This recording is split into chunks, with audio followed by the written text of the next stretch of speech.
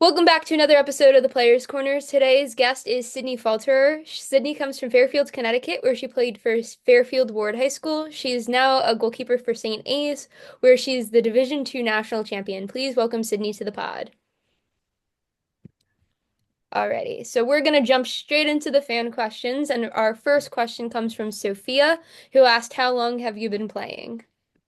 So I've only been playing field hockey since I was a sophomore in high school. So I don't know how many years that is, but yeah, I did not start young. I played ice hockey my whole life, so things definitely transferred over. But yeah, I didn't play field hockey early on. I appreciate that. I only started playing as a freshman, so Yeah, but there's not too many people like that anymore, and it's kind of scares me. yeah. Angie would like to know, why did you become a goalie? Oh, well, when I was younger, I wanted to be goalie because of the equipment. I really liked that they had like their own special equipment and it was, you had a big bag and stuff. And then field hockey, I they needed a field hockey goalie for the JV team, and my sister was like, "You should play, like we can do it together." So I just decided to try it, and I really, really liked it. I think I like how it's like you're kind of like the leader on the field because you can see everything, you can talk to everybody, and people, generally really respect you. So yeah, that's why I became goalie. Okay, so Francesca asked, "What's a time that you feel like you had a lot of pressure on you to perform well?" Ooh. Okay, I think probably the very first game of this season. I never like, or I wasn't the starting goalie for the past 3 years, so I was always kind of like, supporting the other goalie, and like we're really good friends and everything. But that was kind of my role. So then becoming the starting goalie, I had a lot of pressure that I put on myself because I didn't want to mess up. Like I didn't want to let my teammates down. I didn't want to let my coach down. And I, you know, didn't necessarily feel prepared in because I just didn't have the experience. So yeah, I was really nervous. So now we're going to go into the actual questions. Um, we ask this question every time that we kind of get into these questions, and sometimes people don't really like it. But describe yourself without mentioning field hockey. Ooh, okay. I would say that I'm a very like caring and empathetic person. I'm a nursing major, so I really like to take care of people, and I really like to have like strong relationships with my friends and um patients, I guess. I was gonna say teammates, but no. So yeah, and I think I'm pretty energetic. Like I always have something to say. I like to talk a lot. I like to, hear what other people have to say. Um, yeah, and I think I'm pretty joyful too. Like I like to do pretty much anything. I'll do anything. Um, and I usually have a smile on my face when I do it. Most of the time, not all the time. So when it came to choosing programs and like looking at schools of where you wanted to go, um, did you and your sister like consider playing together? So, yeah, so I have a twin sister who goes to Johns Hopkins, and she started playing field hockey a lot sooner than I did. So when I decided I wanted to play in college, she was a lot farther along in the program in the process. And she's really smart, like one of the smartest people I know. So I wouldn't be able to get into the schools that she could. Um, so yeah, she goes to Johns Hopkins. I go to St. Anselm. Um, no, we definitely did not consider going to the same school at all. I think we're like best friends, so we rely a lot on each other. So I think it was really good to go to two different schools, have our own two separate college experiences. Yes, we both play field hockey, so we could kind of relate to each other with that. But yeah, no, we never once considered going to the same school. We considered the same area, but not the same school.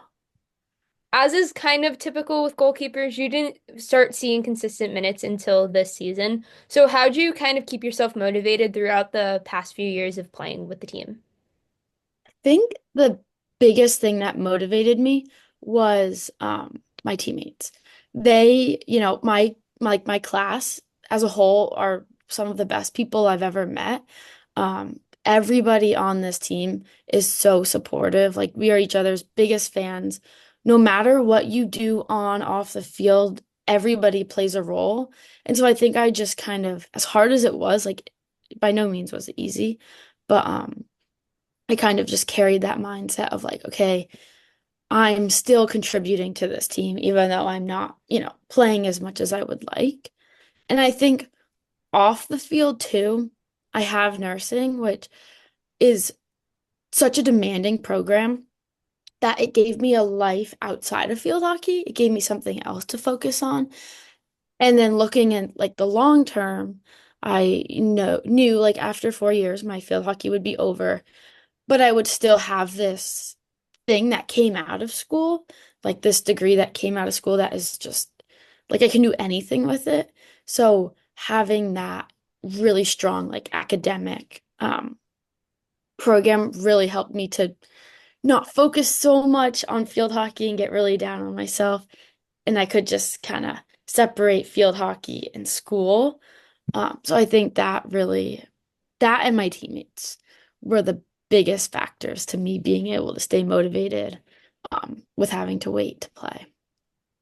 All right, so before we get into questions about this season, we're just going to add some context to our viewers who maybe didn't watch Division Two field hockey this year because, you guys are behind a really annoying paywall. Yeah. Uh, Oh yeah. Yeah. not your fault at all. It's just one of the It's more obnoxious ones. yeah. Okay, so you guys compete in the NE10, which going into the season hadn't won an NCAA championship since 2008. Um, and this championship was the first in your program's history, the first in your school's history altogether. Um, and then it was also the first year that the Division Two bracket was with 8 teams instead of six. So there's some context. We can go into the next question. So, heading into the start of this season, did something feel different about this group of players? Yeah, I think something that was, you know, definitely different was our leadership. Like this all the senior classes before my grade became seniors were all amazing. They all led in, very different ways and had different relationships with each other. But I think the thing about our grade was that we were all just like really nice to each other and all wanted all of us to succeed. So we kind of carried that out and highlighted that through all the other grades, trying to have them focus on like you're all teammates, like you know, you have to get along. So I think we were really like a cohesive, tight-knit team. And we also didn't lose, like we lost two starters. So a lot of the players were returners, or like returning starters. So they had already played and we already kind of got our experience, or not me, but our team kind of got the experience that they needed. I also think this might not connect very well, but um we went on a team trip to Barcelona right before, like in August, and it was really nice to have like a week where we were all together, but we weren't doing only field hockey. We would, go to the beach, go to the pool, go on like these city tours, and we really just got to be with one another without school, without field hockey, and really just become that much closer. So I think that was a really important thing that we did to be a really cohesive team. You heard it here first, coaches. Take your team on vacation. Yeah, take your team That's on a vacation. It is life-changing. Okay, so in the first two games of the season, you guys kind of started off a little rough with losses to East Stroudsburg and Kutztown, but those were both teams that you would go on to beat in the NCAA. So how do you think playing and especially losing those matches to those two teams kind of helped you prepare for the later matches? Yeah, I think at the beginning of the season, we lost. They scored 10 goals on us. We didn't score any. And we all kind of were like, oh man, like that wasn't our best. But we were all like, I don't want to say laughing about it because like we were upset, but we took it as a learning experience and just moved on. Like, okay, lost 2 games, move on. And then when, we made it to the final four and then playing ESU, we went in knowing, okay, we can do this, like we can beat them. And we also have nothing to lose. Like, we can just go out and play exactly how we want to. Nobody expects anything from us. Like, we're the number 7 seed. There's never been a number 7 seed. Like, we can just play exactly how we want to play. And, that's what we did. And that was one of the best games of our whole season. Going into the postseason, the team was ranked third out of 14 teams. What was the team's mindset about this ranking? Editing note, this is third in the NE10, their conference, not in the NCAA overall or in the NFHCA coaches poll. I think we were, we were happy that we were hosting the first game, right? That's always an advantage having the first home game. Um, but we knew that we could, like, we could easily beat the number 1 and number 2 team. We had to play our best field hockey, but we were really confident that we could do this. So in the first round of the NE10 tournament, you guys played pace and won 5-4. And by halftime, the score was 5-3, which is like kind of a crazy scoreline in field hockey altogether. But going into the last 30 minutes of that match, where was your head at as the goalkeeper, knowing that like it was a 2-goal lead, but it also was already such a high scoring game? Right. I think my mindset was, okay, it's a 2-goal lead. Like, sure, they scored 3 goals, we've scored 5. It doesn't matter. It can be 2-0. It could be 3-1. So I think for myself, I was like, okay, this is still really close. Like, we still need to be competitive. We still need to keep up our pace of play. We still, need to focus. We can't lose sight of, okay, this could be a 1-goal game. Like, um, we have to stay in the moment and play all the way to the end. It's not over because we scored 5 goals. So I think that's kind of where I was looking at it. So in the NE10 finals, you unfortunately lost to Assumption, but then you were given the unlucky or maybe lucky fate to rematch them in the first round of the NCAAs. So what was kind of the reaction like in your locker room when you found out that you were going to be matching up with them again? Yeah, I think we were all like we were shocked. Honestly, we like that's not what we expected at all. We thought we were going to Pennsylvania, but we were really, really excited for another opportunity to play Assumption. We had lost to them 2 times already um, during the season. In the past 2 years, we lost to them in the first round of NCAAs. So we were really, really excited to have this opportunity, and we knew we could do it. Like, we knew that we could beat them. Um, it wasn't going to be an easy game, but we also knew what to expect because we've played them twice, play them every year. Like, it was really familiar. So, yeah, but we were really excited. So in that same game against Assumption, for the NCAA first round, you had like an overtime comeback win from a deficit. So w was there a moment in that game where you realized like, oh, like it's actually possible that we're gonna come back and win this, or was it really just like all the way till the end, like I'm not sure how this is gonna go? Yeah, I think it's actually funny. All of us were saying, like, I just feel like we're gonna win. Like, I know you don't want to say that, but like, we just were like, we're gonna win even before we stepped on the field.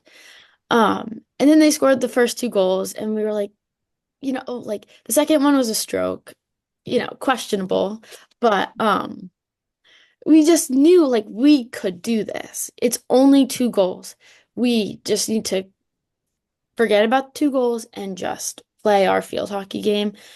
Not worry about that, this could be the end of our season. Last time I ever played field hockey. Like, we just put our heads down and just played. Like we just played field hockey like we knew we could. And yeah, I mean, for me at least, I was a little like not nervous, but I was like, oh, I don't know which way it could go. But I think once we got into overtime, I really just was like we're gonna do this. Like we can do this. I believe in every single person on this team that like we're gonna win. We're gonna score. So I think there was a lot of like just belief in ourselves that we could do this. Okay. So at the literal same time you were playing in South Carolina for the championship, your sister was playing in Vermont for hers. Which game did your parents attend, and were you able to talk to her before the game? Yeah, so that happened the weekend before actually. So it was Assumption in Vermont that lined up. Okay. Okay. So yeah, so my sister's game, I think it was her Sweet 16 game was on the same day as my Elite Eight game. So my parents are, you know, they'll get in the car and drive, no problem. They're amazing. They come to all of our games. But they they went to her game first, which was at like 1 o'clock or something, and then left left like with like 10 minutes left in the game and drove all the way down to my game. And then they got there right as the national anthem was playing. Because they didn't want to miss both. Like they knew that this was my first time ever playing in an NCAA game, so they really wanted to be there. But it also could have been my sister's last. So they had to balance that. I mean, we're twins, so they've had to do that their whole life. And so have my sister and I. But yeah, I I talked to her the night before on Friday night. And then we talked right before her game. So and we talked after her game too. Yeah. So, we're each other's biggest supporters. So we were just, I was really happy for her that she won, and she was really excited for us to play. And then after the game, she called and, she was really excited. And my parents brought a fat head of her to the game and put her in the bleachers, which was really funny. All right. So kind of walk us through the morning of the NCAA championship, breakfast, warm up, all of that. Right. So I can't really remember honestly, but so I remember, so the night before, and I have to talk about the night before because we decided to do a team activity. And I won't go into too much detail, but we basically just all like said what we're proud of ourselves. And we sat in that conference room for like 2 hours just talking about how proud we are of each other and like this team. And I think every person cried. I know I was bawling my eyes out, like I couldn't keep it together. But so we did that and then we all went to bed just like this is the best team ever. Like I don't know any other team that would do this. And then the morning of I got up and I don't know, I think I ate breakfast. Couldn't tell you what I ate. I think they had strawberries, so I ate that. Um and then before the game, I always listen to Unwritten. It's like I listen to it every single game. So I was listening to that and I don't know, just I personally like slow music because I think if it's like pump up music, it gets me too amped up and I don't like that. But yeah, and then before the game we just did everything normal. Like, we didn't change anything. Me and the other goalie Mac, we did all the same things we normally do. Um yeah, we just kept everything same routine, same everything just to kind of settle ourselves and it's just another game. We're at the game now. So 60 minutes have passed and nobody has scored. So when you go to overtime, do you start like, are you thinking about the possibility of shootouts? Are you just focused on like the next minute? Like what's kind of like going through your head? Yeah, I think I didn't even think about shootouts. I was just trying to like stay calm and like, okay, we can still do this. We didn't get a shot on the whole game, but like we got this. We just have to play our game and you know, I wasn't really nervous, honestly. I wasn't nervous. I was more just like, okay, we got this. Like, we can do this. 20 more minutes, like at most. Like, if you think you can't run, you can. Like, I don't have to run, but like, like you can do this. To myself and to my teammates too. So Maddie Davis tips the ball in off of a corner. I rewatched the corner this morning. Great play. What was like your first reaction? Because the camera doesn't show you. It shows the other end of the field. So you can't see what happens. Yeah. So we like whatever film they used for us, like you can has like you can move it so you can see me. So I rewatched that because I can't even remember what I did. But I just remember like, oh my God, I can't believe this went in. Like we just won and I just threw my hands up and I started running. And I think halfway through running, I just like literally stopped and just was like, I can't believe this. Um and then we were all just, hugging and like definitely in shock. There was definitely a lot of like, wow, we just did that. Who would have thought? Like, I think St. Joe's said, why not us? So we kind of like took that on too, like, why not us?